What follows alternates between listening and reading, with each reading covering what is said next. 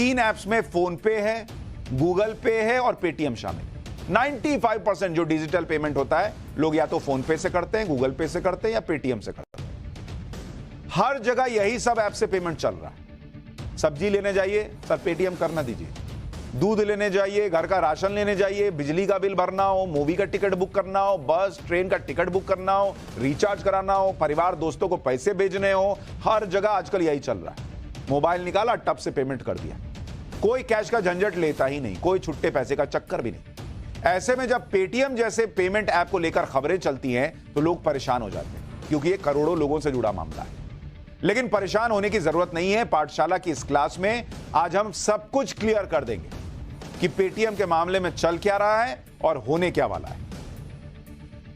Paytm को लेकर इतनी चर्चा दरअसल इसलिए भी हो रही है क्योंकि देश में पेटीएम के करोड़ों यूजर्स हैं। करीब 9 करोड़ 20 लाख लोग पेटीएम यूज करते हैं। 9 करोड़ 20 लाख। पेटीएम की करीब 80 लाख डिवाइस दुकानों और रेहड़ी में लगी हुई है। हर महीने पेटीएम से 1,25,000 करोड़ से ज्यादा का ट्रांजैक्शन होता है। इसलिए पेटीएम से हर खबर जो जुड़ी हुई है वो करोड़ों भारतीयों से जुड़ी हुई खबर है। जब इतने पेटीएम यूजर्स हैं तो जाहिर है कि कोई एक फैसला करोड़ों लोगों को प्रभावित कर सकता है, और यही हुआ भी। दरअसल 2 दिन पहले रिजर्व बैंक ऑफ इंडिया ने पेटीएम पेमेंट्स बैंक पर एक्शन कर दिया। इससे हड़कंप मच गया।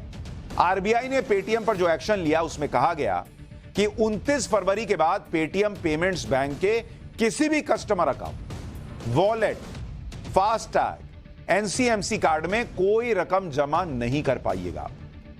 पेटीएम पेमेंट्स बैंक से जुड़े account, wallet, FASTag, NCMC card में कोई क्रेडिट लेन देन भी नहीं हो पाएगा और टॉपअप भी नहीं कर सकते। सिर्फ ब्याज, रिफंड, कैशबैक ही पेटीएम पेमेंट्स बैंक के अकाउंट, वॉलेट और फास्टैग के अलावा दूसरे कार्ड में ऐड हो सकते हैं। अब आप कहेंगे ये तो बहुत टेक्निकल बात हुई, बहुत समझ में नहीं आया, तो हम समझाएंगे ना। आरबीआई के इस एक्शन के बाद हड़कंप मचा हुआ है। पेटीएम के शेयर 2 दिन में धड़ गिरे चले जा रहे हैं। 31 जनवरी को पेटीएम का शेयर 760 रुपए पर, आज पेटीएम का शेयर 487 रुपए पर आ गया। 2 दिन में पेटीएम के शेयर में 40% की गिरावट दर्ज हुई और कंपनी की मार्केट वैल्यू 30,931 करोड़ रुपए से घटकर 17,378 करोड़ रुपए पर आ गई। यानी 2 दिन में ही पेटीएम कंपनी की मार्केट वैल्यू 13,553 करोड़ रुपए कम हो गई। 13,553 करोड़ रुपए गिर गई वैल्यू पेटीएम। लोग भी परेशान हो गए। लोगों के मन में कई सवाल उठने लगे कि बॉस अब क्या 29 फरवरी के बाद पेटीएम काम करना बंद कर देगा क्या? पेटीएम से क्या यूपीआई ट्रांजैक्शन होना बंद हो जाएगा क्या? पेटीएम वॉलेट में जो बैलेंस है अब क्या यूज नहीं कर पाएंगे, गया वो पैसा क्या? पेटीएम के फास्टैग में जो बैलेंस है उसका क्या होगा? दुकानों में पेटीएम के साउंड बॉक्स जो लगे रहते हैं जिसमें आवाज आती है ना, आजकल तो बड़े बड़े फिल्म स्टार्स की आवाज आती है कि आपने 225 रुपए जमा किए, वो वाली साउंड बॉक्स पीओएस मशीन लगी है, अब वो गई क्या? अब यहां ये समझना होगा कि पेटीएम पेमेंट बैंक पर एक्शन का मतलब ये नहीं है कि पेटीएम ऐप भी बंद हो जाएगा। पेटीएम ऐप पहले की तरह काम करता रहेगा, लेकिन पेटीएम पेमेंट्स बैंक पर एक्शन के चलते 29 फरवरी के बाद पेटीएम ऐप की कई सर्विसेज प्रभावित होंगी। जैसे आपका पेटीएम वॉलेट। आप पेटीएम वॉलेट में 29 फरवरी के बाद कोई पैसा ऐड नहीं कर पाएंगे। वॉलेट होता है ना, एक आप यूपीआई पेमेंट करते हैं, एक वॉलेट में पैसा डाल के पेमेंट करते हैं, तो 29 फरवरी के बाद उस वॉलेट में आप कोई पैसा जोड़ नहीं पाइएगा। अभी आपके वॉलेट में जो पैसे पड़े हैं उनका आप इस्तेमाल कर सकते हैं। अगर आपके पेटीएम वॉलेट में पहले से बैलेंस मौजूद है तो पेमेंट्स के लिए इसका इस्तेमाल 29 फरवरी के बाद भी किया जा सकता है। मतलब और पैसा ऐड नहीं होगा, लेकिन वो पैसा जो है आपका जो रखा हुआ है ऑलरेडी, वो या तो 29 फरवरी तक खर्च कर लीजिए और नहीं तो उसके बाद भी कर सकते हैं। वॉलेट के बैलेंस को आप दूसरी जगह ट्रांसफर भी कर सकते हैं। बैलेंस खत्म होने तक उसका इस्तेमाल कर सकते हैं। यानी आपका पैसा कहीं नहीं जा रहा बॉस। वॉलेट के बाद अब बात आती है पेटीएम से यूपीआई ट्रांजैक्शन करने की, क्योंकि कई लोग वॉलेट से नहीं पेटीएम से यूपीआई ट्रांजैक्शन करते हैं। क्या 29 फरवरी के बाद इस पर भी कोई असर पड़ेगा? इसका जवाब भी आपको बताता हूं। अगर आपने अपने पेटीएम अकाउंट को किसी थर्ड पार्टी बैंक से जोड़ रखा है तो आपका पेटीएम काम करता रहेगा। जैसे कई लोग आईसीआईसीआई, एचडीएफसी इसका यूपीआई इस्तेमाल कर रहे हैं, अपने बैंक का डिटेल डाले हुए हैं, फिर पिन डालते हैं, यूपीआई पेमेंट होता है। तो वो यूपीआई पेमेंट का इस्तेमाल जो है वो पहले की तरह चलता रहेगा। थर्ड पार्टी बैंक का मतलब है कि अगर आपने अपने पेटीएम को पेटीएम के बैंक से नहीं किसी दूसरे बैंक से लिंक किया है तो आप पेटीएम से यूपीआई कर सकते हैं।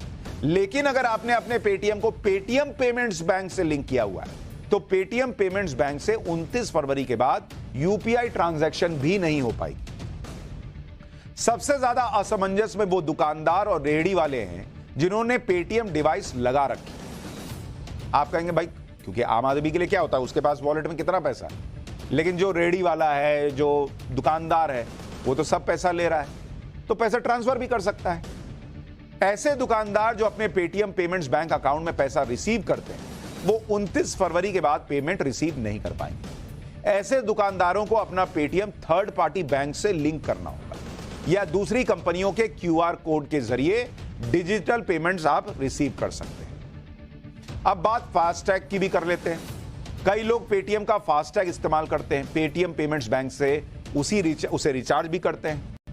ऐसे लोग 29 फरवरी के बाद पेटीएम के फास्टैग सर्विस में बचे हुए बैलेंस को तो इस्तेमाल कर पाएंगे, लेकिन फास्टैग अकाउंट में और पैसे आप नहीं डाल पाएंगे। तो मान लीजिए किसी ने 10,000 से रिचार्ज किया हुआ, तो जब तक 10,000 है आपके फास्टैग में वो कटता रहेगा।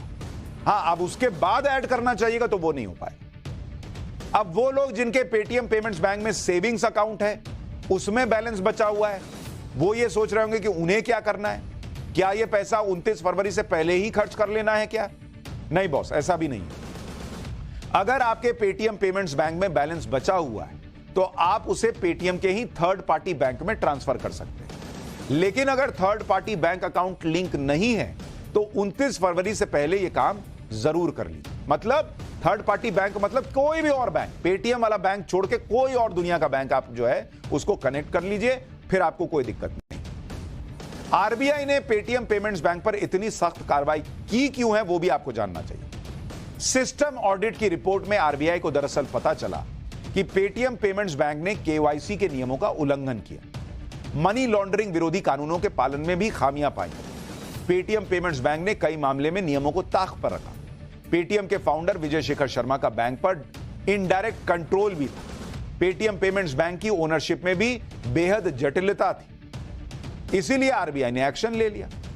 पेटीएम का दावा है कि वो आने वाले दिनों में आरबीआई के दिशा निर्देशों और मानकों के तहत अपने सिस्टम को दुरुस्त कर देगा। ऐसा नहीं है कि पेटीएम पेमेंट्स बैंक पर एक्शन हुआ तो लोगों को डिजिटल पेमेंट करने में परेशानी होने वाली है। एनपीसीआई यानी national payments corporation of India की रिपोर्ट देखें तो अभी अगर आप देखेंगे डिजिटल